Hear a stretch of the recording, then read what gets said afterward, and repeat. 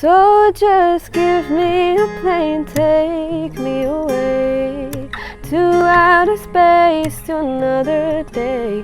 'Cause all that matters is you.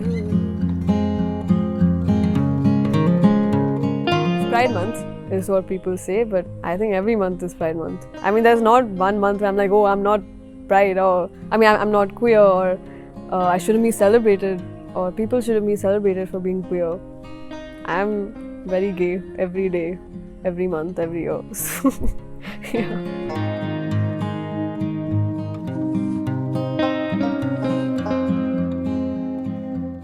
I usually go with my first name, but my second name is Bharwani. And I think there are other Anikas, but I just prefer... Anika just sounds like, Adele or like Beyonce. And I think I like to have my own identity, and I love my family, but I like to be my own person. I don't want to associate myself with anyone. That's why only the first name, and I'm 19 years old. But people find that hard to believe, I feel, because I'm mentally at least 80 years old. I talk like a nani or a dadi, and actually the most interesting conversations I've had are with like 93-year-olds. And I don't think I get along with people my own age.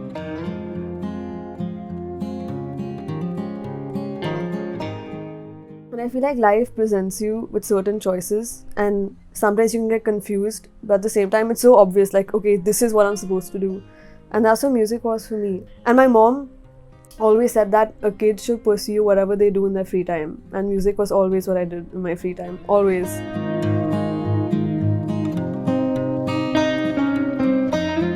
My aunt, who very randomly asked me to come up and sing, and this was in Juhu Hotel in Bombay. And I was like, yeah, matlab, what do I have to do? I'll just go and sing one song and come back down.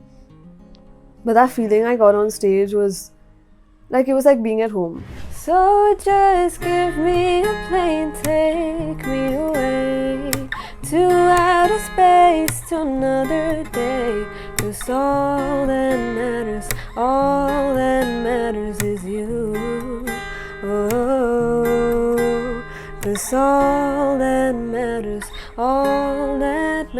is you.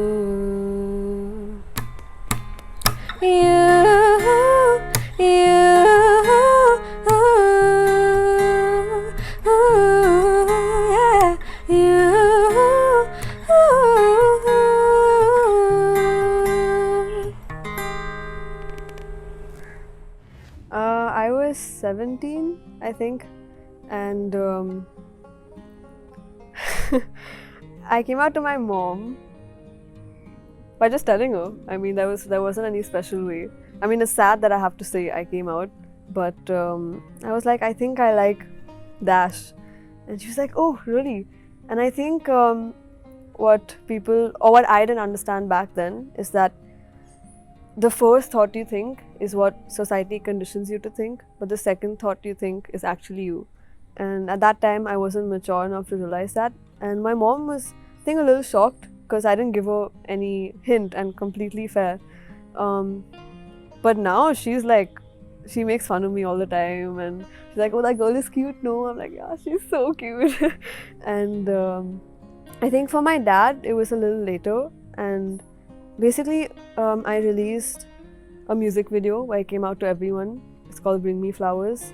And I had to sort of come out to my close friends and family on a deadline because I didn't want them to know through the video. I wanted to tell them myself. So it was a bit scary, but and I had to have some very hard conversations, some easy conversations, some no conversations. I am very, very close to my mom. Like, she's everything to me, and she's a psychologist. So I've grown up being very emotionally mature, I would say, because there was nothing we couldn't say or we couldn't talk about. Like, all my girl problems, all my boy problems, or whatever problems I had, she was the first person I'd call.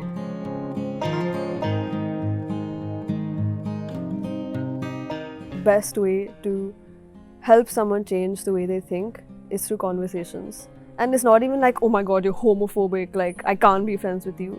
There's this writer called Rekha Jha, and I had read her newsletter, and it's basically about creative ways to change someone's thought process. And it was just like, it's as maybe as simple as saying, "Oh, that girl is cute. No, I think I find her cute."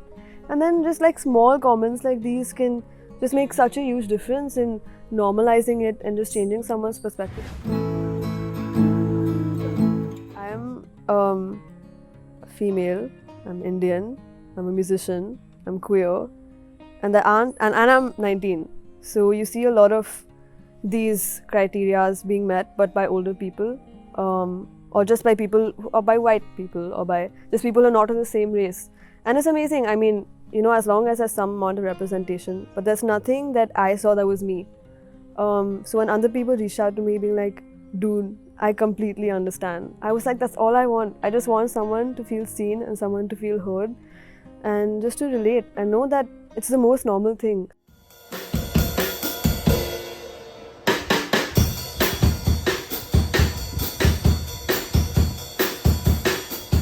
I feel like realizing that you're queer is a very, very isolating thing.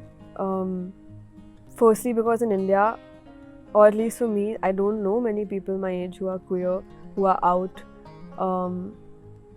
So I didn't really know who to talk to, because I didn't really know who would be like, "Oh, I understand what you're going through." Like, most of my friends are straight, and while they can understand, they can't really relate.